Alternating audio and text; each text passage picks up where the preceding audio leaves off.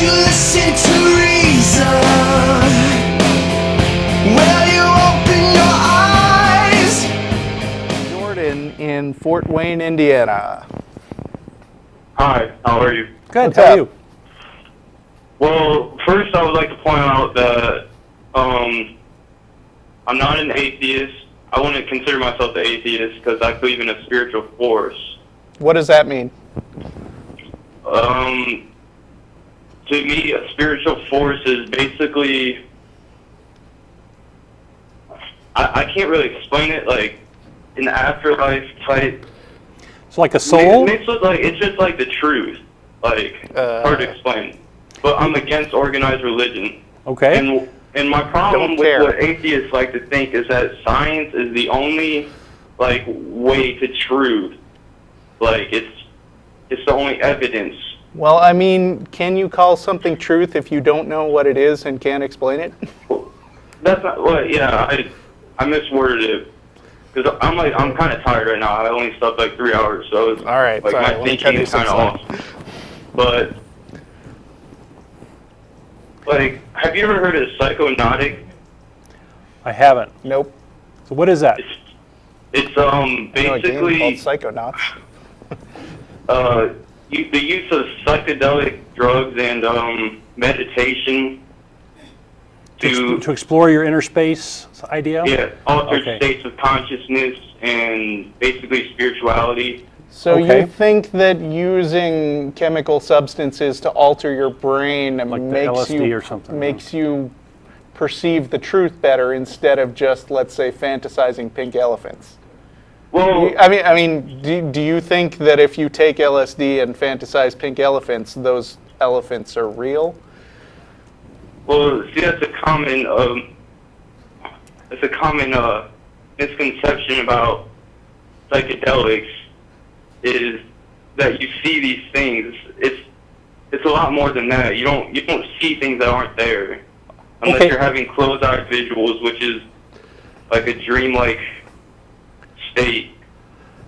Okay, but I mean, stuff in dreams, everybody's got experience with dreams, I would think, and we all acknowledge that that stuff isn't always true, or even usually true, right?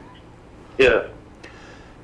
So why? I've heard also, Okay. just take it on a little different tangent. I've heard of folks that experiment with these sorts of things, saying that they have these profound experiences and they're growing and learning and these sorts of things. And what's not clear to me is, do you have the feeling that you have a profound experience, or do you really do that? Do you really, are you really learning something? And if so, what has been gained from this? What do we know from this sort of thing that we wouldn't know otherwise? And how could you tell the difference between an actual profound experience and a fake one, assuming there is a difference? Right. Well, from my experience and a lot of other psychedelic explorers, you basically lose your ego and you realize we're all one. You become a lot happier with life, and it's There's a part of your brain that gives you this sense of being separate from the rest of the world, and when that gets sabotaged or degraded or drugged or whatever, that experience you become one with the universe. Give me one with everything, on the hot dog sort of thing. But Change must come from within. But my point is that from the scientific standpoint, what's happening probably is your brain states have changed, and this experience is just the result of your altered brain state. Right. And there's nothing necessarily profound there. So I'm asking, give me some meaty to grab onto that has come out of this sort of thing that says this thing is real, other than a brain state. well, it's psychedelic drugs are like arguably the start of like religion, spirituality, because you can go way back Shamanism in time. and all That's, that. you're not really Pagan. selling it well to a couple of atheists. Well, Yeah, it's old it's stuff, a right? It's been natural, around, like- been part of our human experience for a long time. Yes. yeah, but it's like it's natural. I'm not saying like all natural drugs are healthy, because that's not true with that turtle and stuff. Asbestos is But- natural. Cyanide? Cyanide. That's natural. That's another. Okay. But I'm still fishing for something meaty here. You know, if you had the one greatest thing that has come out of this that is the shining example of why this is good stuff or why we've learned something other than through science, what would you tell me? It's an experience that's like the first time I did a psychedelic drug. It was like an awakening right at the start. Like I was able to think so clearly about the most complex things. And it changed, like... So what did you find out from that? Is there anything you can share with us?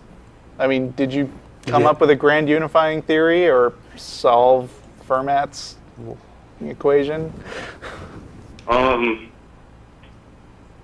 Like, what I'm hearing you say is that when you're not on drugs, you think one thing, and when you are on drugs, you think a different thing. But the question is, like, how do you know that the drug version is the right one? It's not necessarily like while you're on. It's what you get out of it. Okay. It helped with my, like, I was an alcoholic for a little bit, and it really helped with that. And now you're doing LSD instead. So what about what about prayer or meditation? On occasion, and it's completely healthy. Okay. I mean, I would say that scientists generally disagree with that, but you don't believe in science. No, I do believe in science. Okay. But this is my problem with, like, these atheists, or, like, it's not even atheists, it's like everybody with a hard head, like, they can't, like, shrooms are growing from the ground, like, it's a part of Earth. It's a part of Earth, it's a part of life. Life is so complex, you can't say that there's no meaning for it being there. You can say it. I mean... Yeah. Well, you know, I believe that you believe that you've had a profound experience from this and that you've gained internal insight. I guess I'm still unconvinced, personally. So that's kind of... What about DMT? You know what DMT is? Nope. Sorry. Dimethyltryptamine. It's in everybody's body, every human's body. Okay. It's produced in the pineal gland. It's the most potent psychedelic in the world. Okay. And it's set to be released upon death, like before death. And it's what gives you dreams and heavy REM sleep. All right. I mean, again, you can get into alternate mental states without drugs, like when you dream. And again, we've already agreed that that stuff isn't necessarily accurate. I guess it's based on how you want to take it, because if you're the type that's so big into science, like that everything is simple. Like people that like nature more. Science is hard work. Will be more attracted to psychedelics. Yeah, but I mean, saying I had a magical experience in my brain and I believe it is about the simplest point of view you could come to. I mean, there's no attempt to analyze it. There's no attempt to break down what it actually means. It's just gullibility in a way. Well, what do you think happens when you take a psychedelic? Chemical stuff in your brain. It interferes with your brain chemistry, and your brain behaves differently, and you might ascribe meaning to that isn't anywhere except in your brain. So that's kind of the nature of my questions: is what outside of your brain can we learn from this? Right? That we're basically all the same. It takes away your ego.